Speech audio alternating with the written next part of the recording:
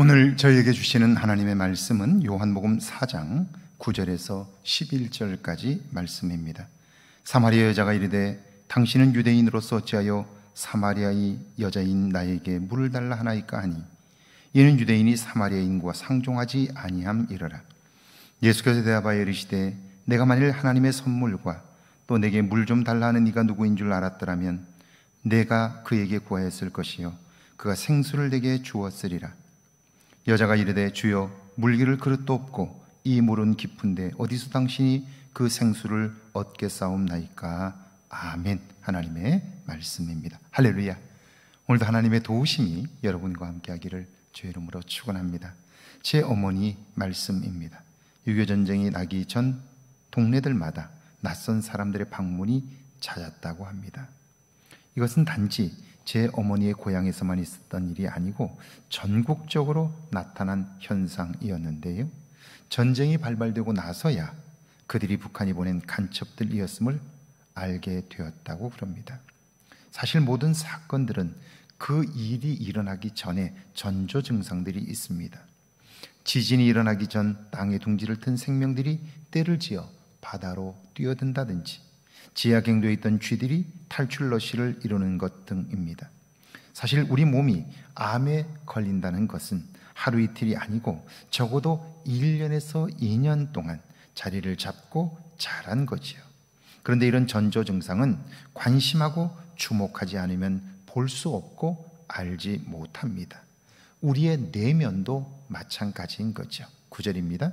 사마리아 여자가 이르되 당신은 유대인으로서 어찌하여 사마리아 여자인 나에게 물을 달라 하나이까 하니 이는 유대인이 사마리아인과 상종하지 아니함이러라.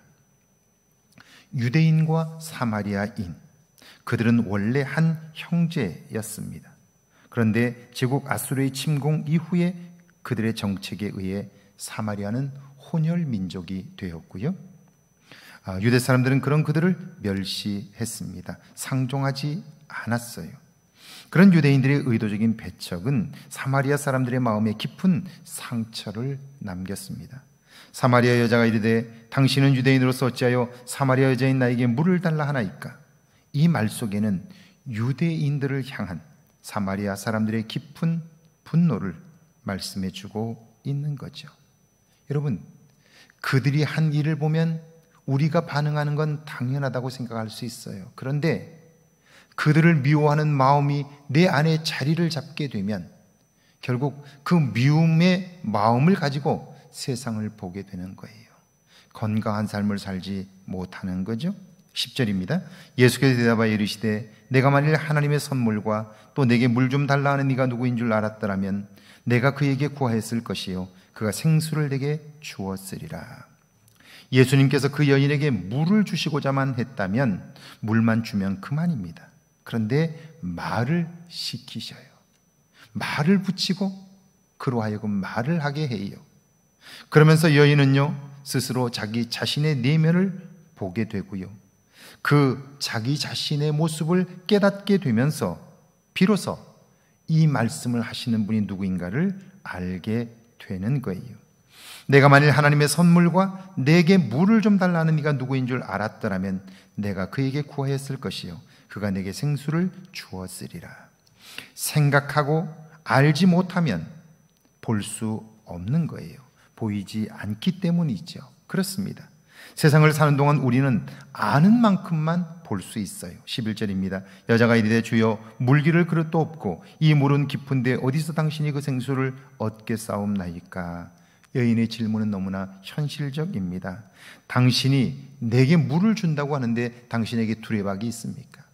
이 우물은 적어도 50m에서 100m가 되는데 두레박도 없이 당신이 어떻게 내게 물을 준다는 겁니까? 그렇게 이야기를 하는 거예요. 여러분, 당연한 질문 같지만 그런데 이 물음은 또한 자신의 한계를 명백히 드러내는 거예요. 내가 못하면 당신도 못하고 내가 안 되면 당신도 안 된다는 논리 있죠. 그런데 그렇지 않습니다. 내가 못하는 것을 다른 사람이 할 수 있어요. 예수님이라면 더욱 그렇습니다. 믿음은 이런 나의 한계를 넘어서도록 하기 때문에 날마다 우리의 삶에 놀라움을 가져다 줄 수 있는 거예요. 믿음으로 사는 사람들의 얼굴이 밝은 이유가 여기에 있어요. 소망이 충만한 이유가 여기에 있어요. 자신의 한계를 넘어서는 새로운 삶을 경험했기에 하나님이 하실 그 기대감으로 살아 얼굴이 펴지고 내일에 대한 기대감을 갖고 살아 기쁨을 경험하게 되는 거죠. 오늘 하루도 여러분의 삶에 이런 믿음의 역사가 있기를 주의 이름으로 축원합니다. 함께 기도합니다. 내 안에 자리 잡은 미움과 분노는 없는지 돌아보게 해달라고요. 믿음으로 나의 한계를 넘어서게 해달라고요. 함께 기도합니다.